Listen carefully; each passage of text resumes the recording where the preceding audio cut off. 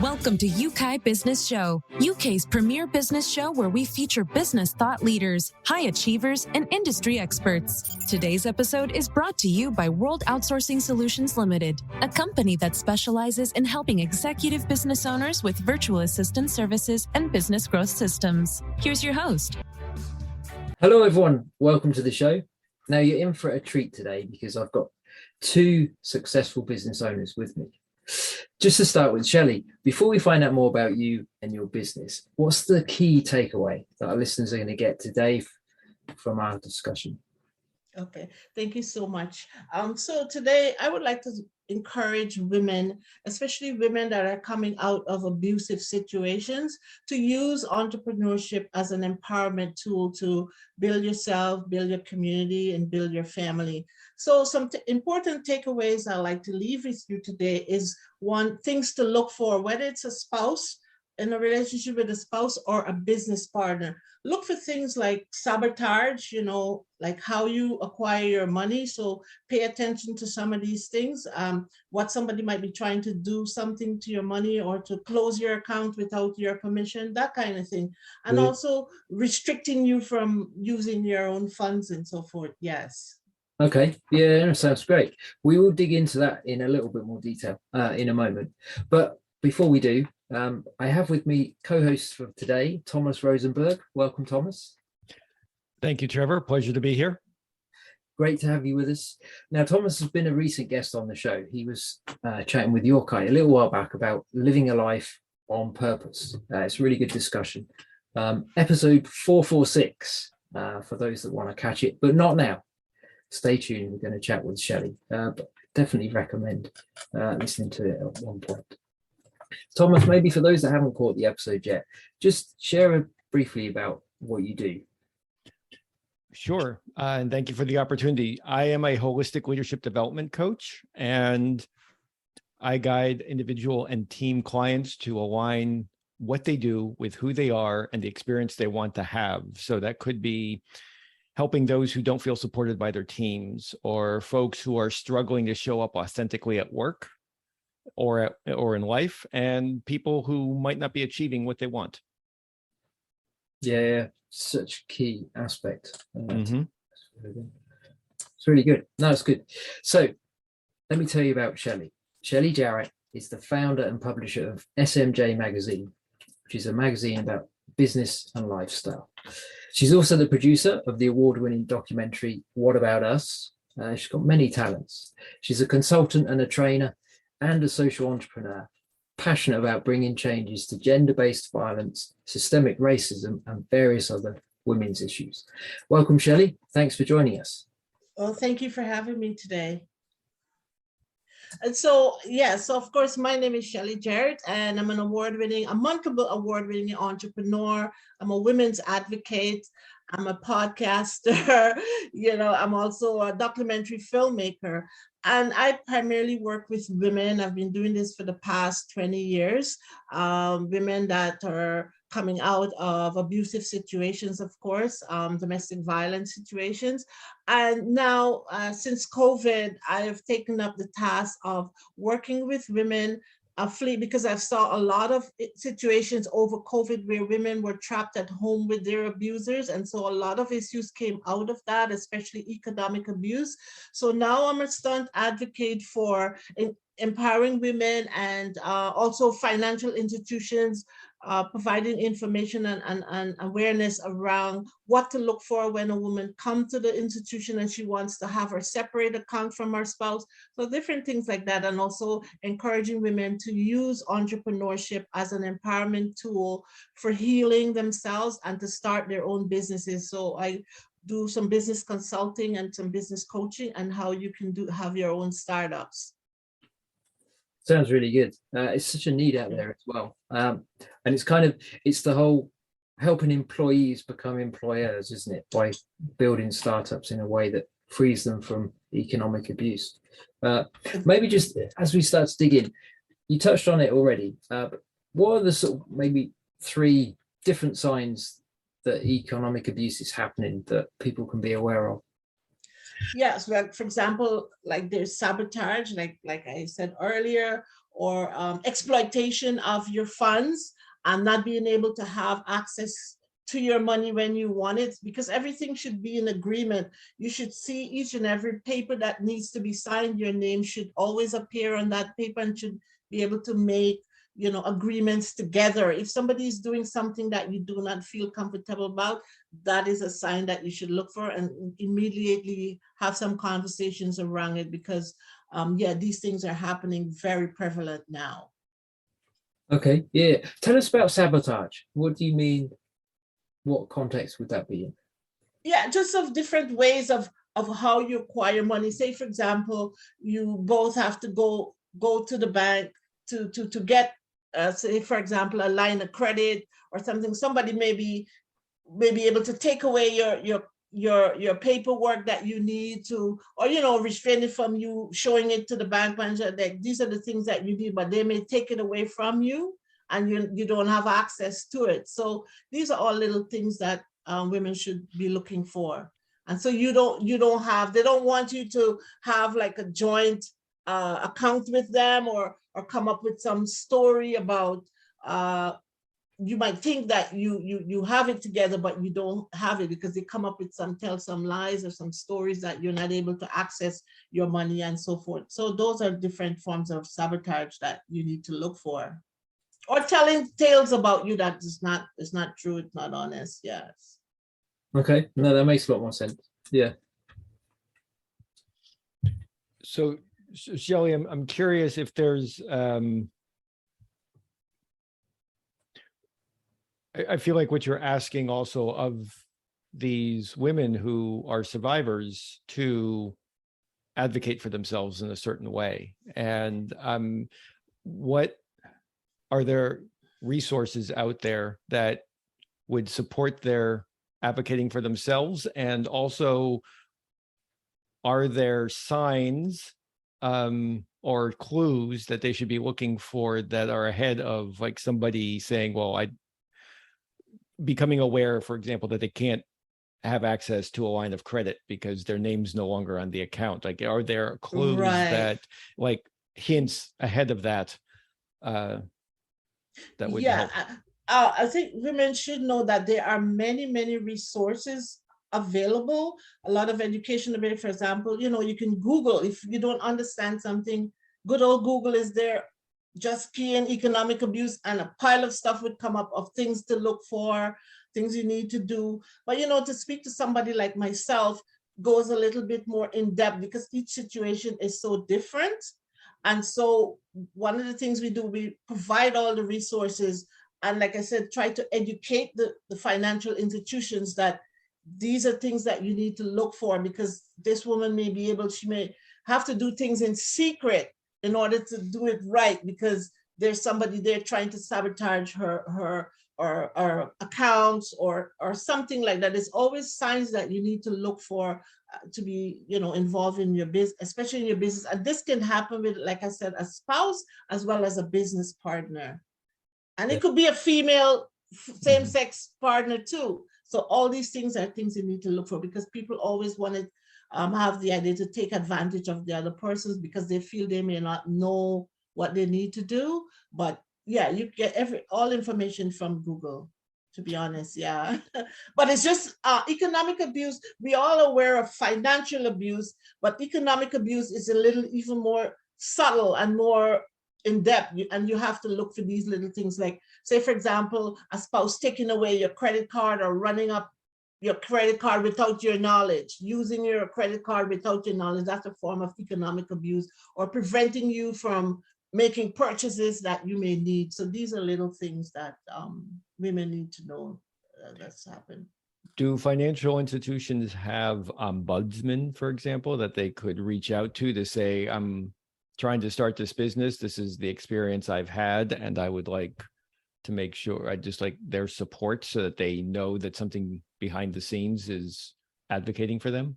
Yeah, well, you know what? It's constantly advocacy work, because they might be aware, but there's so many issues happening right now, especially with COVID and so many things happening. We always have to bring it to their attention. This is what's happening. This is something that's elevated over COVID, and we need to pay some attention to it. So again, the institutions, they do have this ombudsman, but everybody needs to be aware, like awareness and education. So it's our job to, as advocates, to bring these issues. You know, we did a lot of Zoom training over, everybody was on lockdown, so did a lot of that over COVID, but it needs to continue. And, you know, policy change, and these are the kinds of things that we advocate for all the time.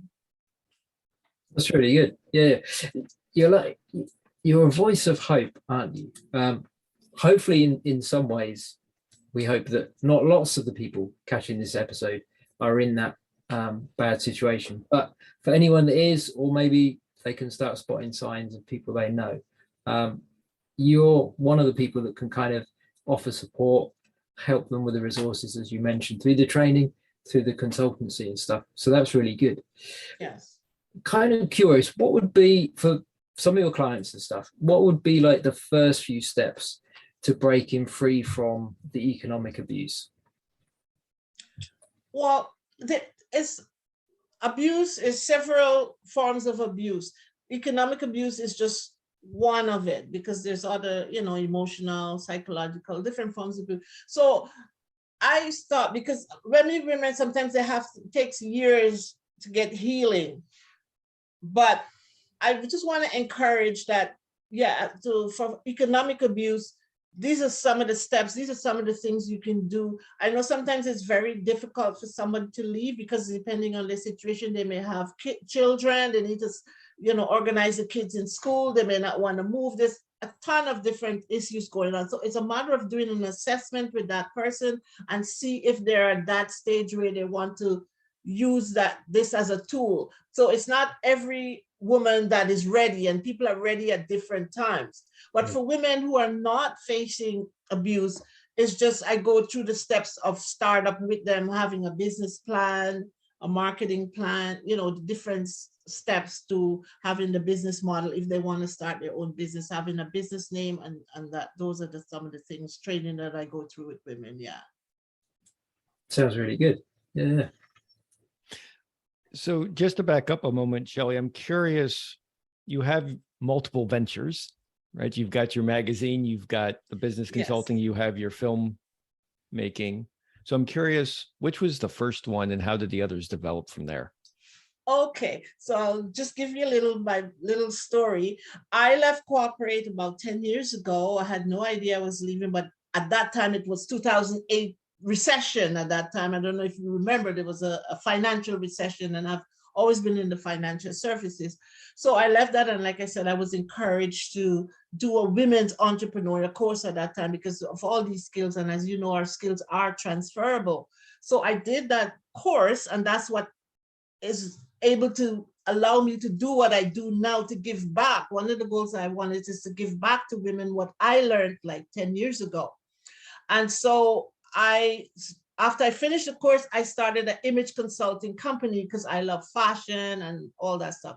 And I started getting a lot of following on social media. And I said, my spouse, my husband is, you know, he's an editor. He's been in journalism, but I had no journalism background, no publishing background.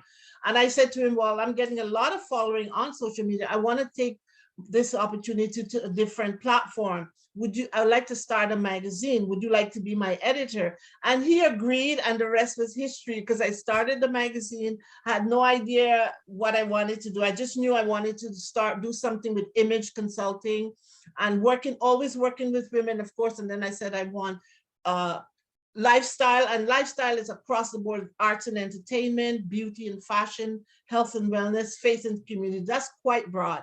And give women a platform to tell their business story on the business side. And I started it. I put out something on social media and Facebook and asked for writers and contributors, and people started say, I want to write about this, I want to write about that. And the magazine just grew. We just celebrated 9 years because we're in our 10th year now, just July 23rd. And we invited all the writers, and everybody came by, and people were happy to come out because COVID, everybody was at home scared of each other, but everybody came out. It was so successful. So that's how I started really in the magazine. And 2007 happened. I think Me Too happened. And at that time, when Me Too broke, I knew I had a background of working with women in domestic violence, but I had gone into financial services.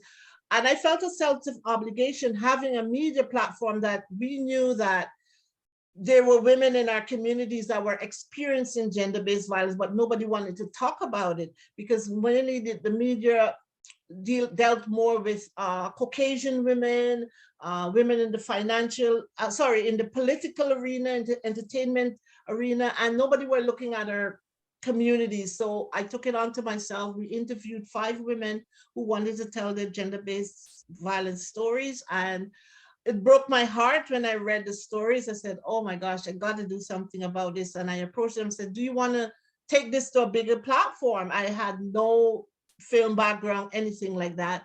But I gathered the people around because I was sort of connected in the community, gathered the professionals around me. And I said, we're going to do a documentary. We did the documentary in 2018 or 2019, just before COVID. And it went on to do so well. You know, we interviewed some women, we casted some women, and there were 8 women from the 5 major cultural backgrounds, all telling these stories, because I wanted to show that this doesn't happen to one community, it happens to women across the social economic spectrum. So it went on to win numerous awards to my surprise, and that's the documentary. And yeah, and then COVID happened in 2020. We were just touring across Canada with the documentary when COVID happened and everything locked down. And so I decided to pivot right away to business consulting. And the 10 years that the courses that I learned 10 years ago, I converted them into video modules. And that's what I train now to women now. So I said the same thing that I learned, we knew that we would need these skills, because we're not going, some women would not be going back out to work. They're going to create their own opportunities. And that's where I'm at right now. And I'm enjoying it so much. Wow. Yeah, absolutely. I think because of your sort of breadth and depth of experience in several different things, you're really well positioned to sort of help for maybe people listening, or for ladies that you interact with that then become your clients. It's like you help them navigate what are you passionate about?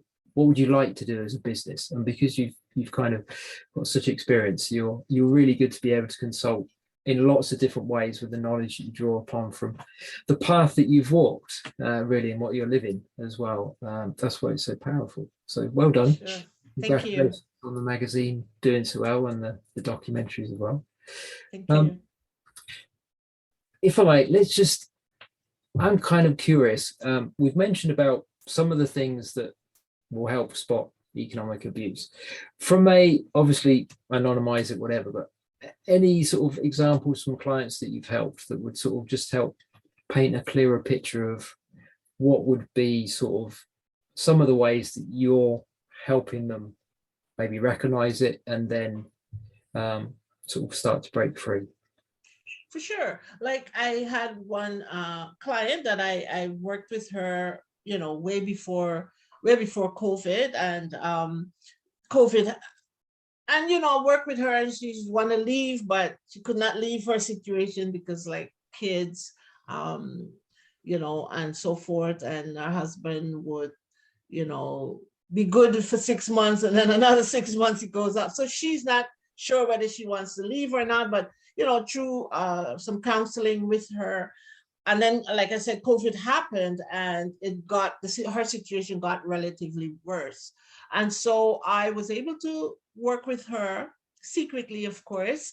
And she was able to, she found herself, she found her skills, because I said, well, what are your skills? What would you like to do? I can, you know, work with you to transfer those skills into something. And she said, oh, you know, I love making cupcakes, you know, something as simple as cupcakes.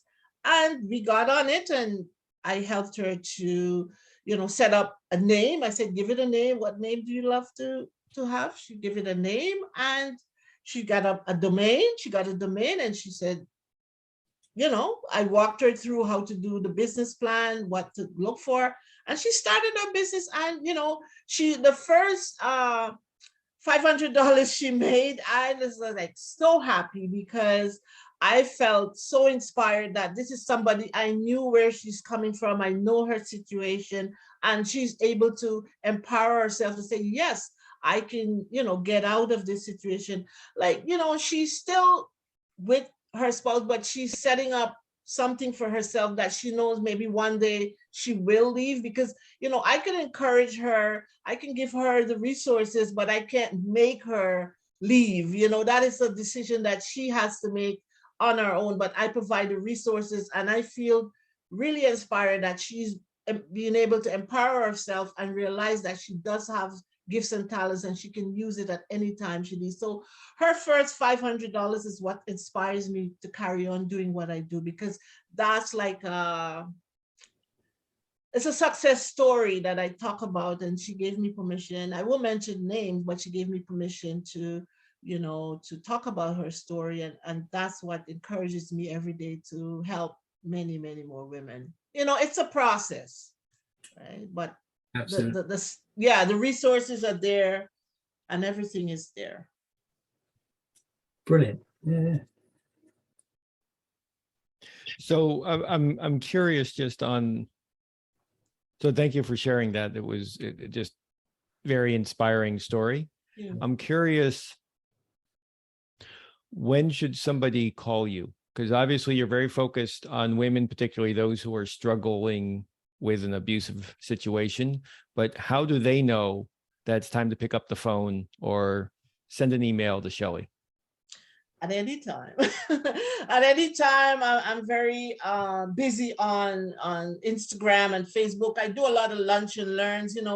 I don't just get into I provide information. That's what I'm here for, knowledge. And so when people feel comfortable because of the information that I provide, always I talk about business and how to start your business. And I also talk about what are things to, like I said, abuse can come from your business partner as well, and things to look out for, especially in banking and different things like that. And yeah, I'm available. I give it all the information on my lunch and learns that I provide. So yeah, but what is it that they can recognize in themselves that it's like, now is the time for me to reach out? Now, like, what is it in them that they're experiencing or feeling?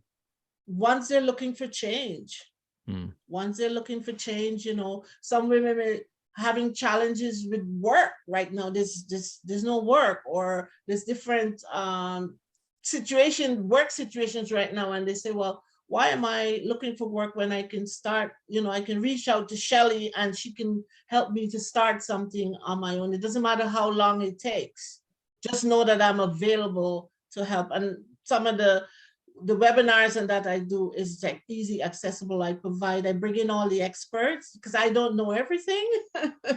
Like taxation, I don't know. I bring in the experts. I do some YouTube, ask the expert, so they can ask the expert. They can have all the information they need to be able to make concise decisions for themselves. So, and financial, of course, because many women may be thinking, oh, well, I don't have money to start, but there's so many grants and so many things available right now for women to start doing what they do. So my job is to provide that information. Yes, these things are out there, they're available, you can access it, and you can see me about it. So yeah, and you're an advocate, aren't you? So it's kind of like wherever we are in life, success, whatever, we don't get there by ourselves, do we? We regularly have support, encouragement.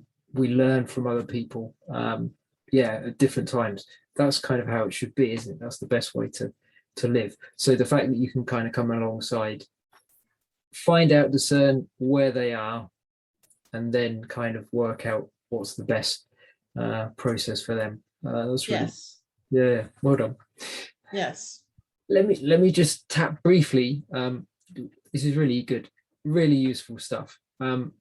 Just tap briefly, just from the marketing perspective, because you've got a big following on Instagram, and one of the aspects of kind of helping the startups is dealing with social media and stuff. So, what would you be saying? Some of the do's and don'ts for them to start with? Okay, so social media, major platform. Just first of all, is just be very careful of, when you put out your information, that you put it in the right space. I mean, every platform works different for different businesses. It works different for different people. You just have to try out different platforms depending on what your product is. Marketing is one of our most challenging aspects in running a business, because again, you have to have the right marketing ideas, the right people around you to be able to promote your program so people can find you. So again, it depends on the platform, but always, you put out your information and you do a lot of follow-up to make sure it's reaching the people that you need it to reach, and so forth like that. Yeah.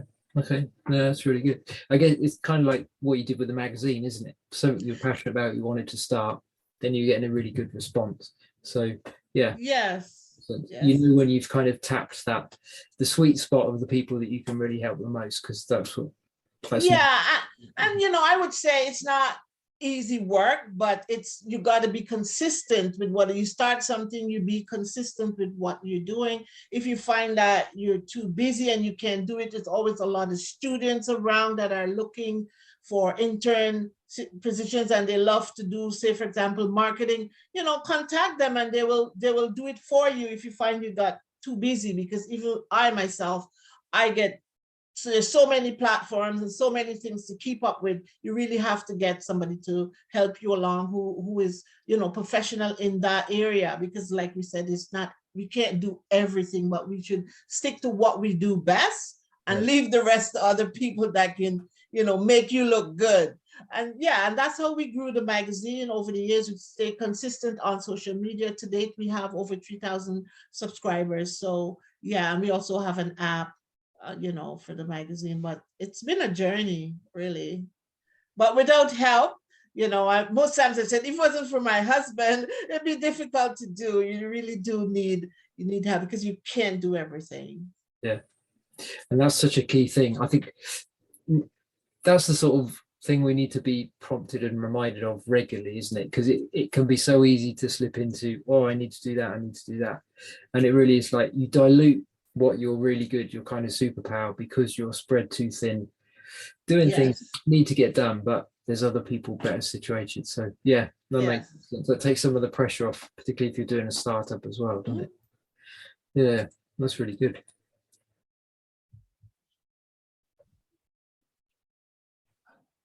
Did you have another question? I did. Yes. Yeah. I paused in case I could. I'm noodling one, but I'm yes. Go for it. Okay. So we've touched on some of the aspects of sort of what working with you is like. Actually, before I ask you a question, first of all, well done for the people that you're helping. It's sad that need is there, but the fact that you're a strong advocate to help them kind of shed light on it, bring hope, bring awareness, and then the practical side of these are some of the steps you can take is huge. So well done. Should be a lot more of that going out there, definitely. Thank you. Let me sort of kind of turn it around in a sense, because we've touched on quite a few different bits. Anything your side that you want to share that maybe we haven't touched on, which you think would be really useful? I just want to remind women across the board that, if they're thinking of entrepreneurship or starting a business, is, a few things that they need to keep in mind, that to always have a business plan, because your business plan is like your roadmap, where you're going with this, what it is that you're doing, why you're doing it, have a market for it, whatever you're doing. So all these research you have to do really before you say, well, I want to run a business, because once you get going, it gets really busy and you got to have everything in order, set goals, and just sort of know why you're doing it. Know what is your why. That's the big deal. And once you know what your why is, everything else is going to fall into place, and you're going to, build relationships. It's not so much about making all this ton of money and all this stuff, right? Because we may have a lot of money and we're miserable every day. So really it's not about money. It's about what your calling is, and it's about your why. You have to know why you're doing what you're doing. And if you wake up every day and know why you're doing, you're gonna want to help more people. It's about, there's a lot of things we learned. For me, over COVID, is like we can be a little kinder to each other, because we're all together for 2 years, and I'm sure we learned a lot of things about each other, or spouse, or your children that you didn't know before. So, we can be a little kinder to each other. So remember to have that business plan. Remember to register your business. It's very important to, if you're serious in business, you register it, with your community, your government community, to get your domain, because everything is technology now, everything is online, of course, and give your business a name, something that you love, something, and be careful you have to do a business search to make sure you have the same name, and know all the laws that pertain to your business, whatever your business is, whether it's a franchise or whatever. There's rules and there's laws around it. Make sure you know about that, the taxation about it. Know you have to do bookkeeping. So it sounds like it's a lot, but all these things are necessary if you're going to run a successful business. And your business you could have a book. You can tell your story. You can tell stories through your own story, through a book, through a podcast, through an e-course. Like, there's so much resources and so much opportunities that nobody should say, I'm bored, or I don't know what to do with my life, or whatever. There's just so much can be done. And like I said, you can't do everything yourself. So reach out to a coach, reach out to a consultant. There are people there to help you along with whatever it is that you want to do to make your life happy and successful. So yeah, I mean, I did it. I had to do it. I love serving. Our job here on earth is to serve.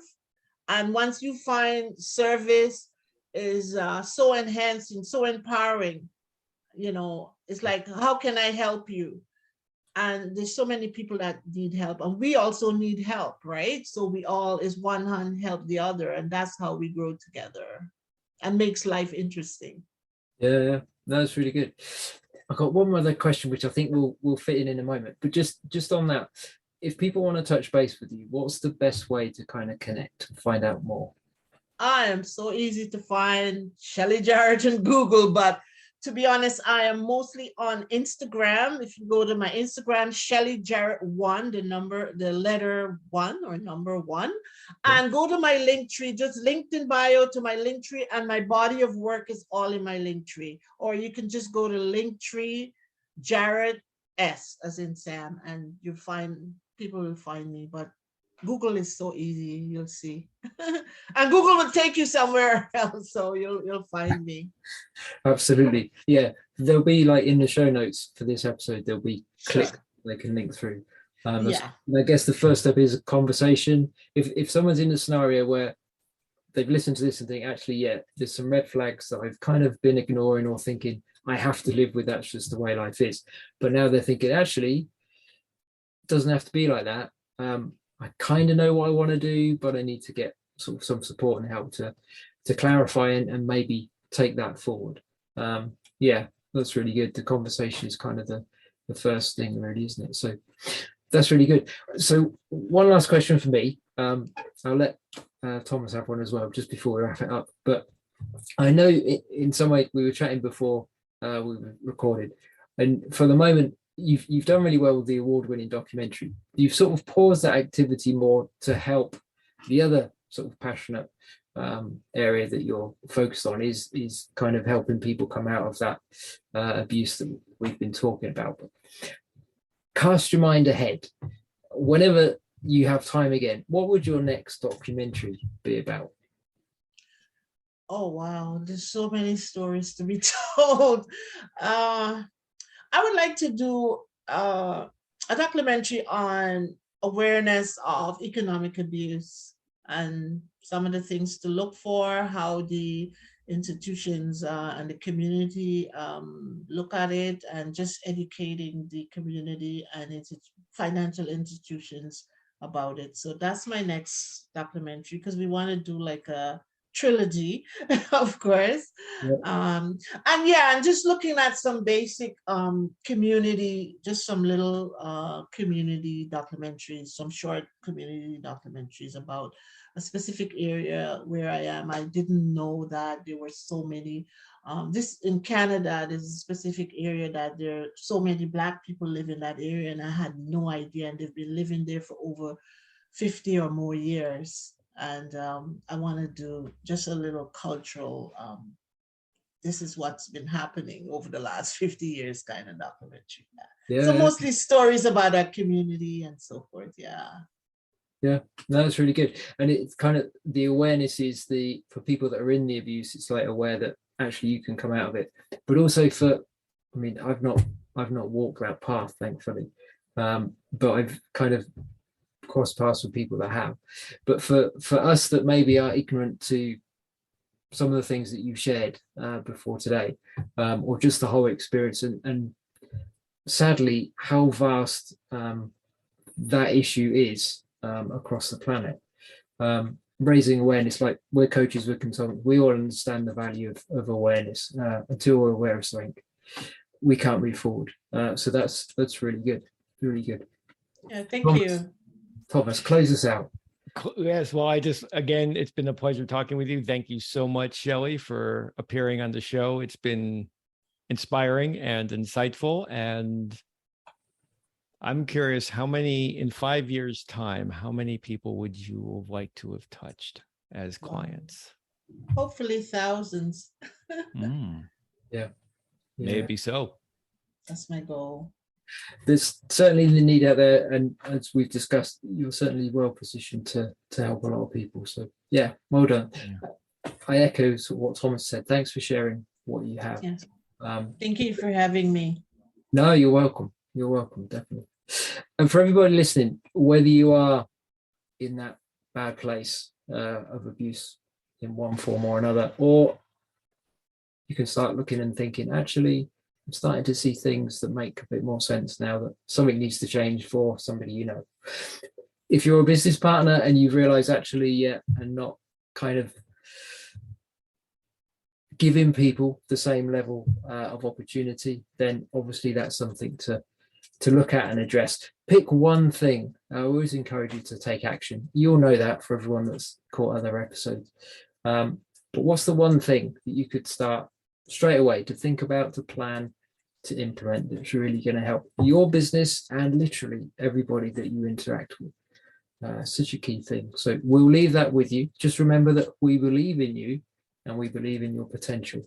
So thanks for that. We will catch you next time. Thank you for listening to UK Business Show. We will be back to bring you more episodes with success stories and advice straight from the experts. Want more? Check out www.ukbusinessshow.com. Get your free trial of our virtual assistant service today. Just visit www.worldoutsourcingsolutions.com. Quote WOS18 or send us an email at support@worldoutsourcingsolutions.com.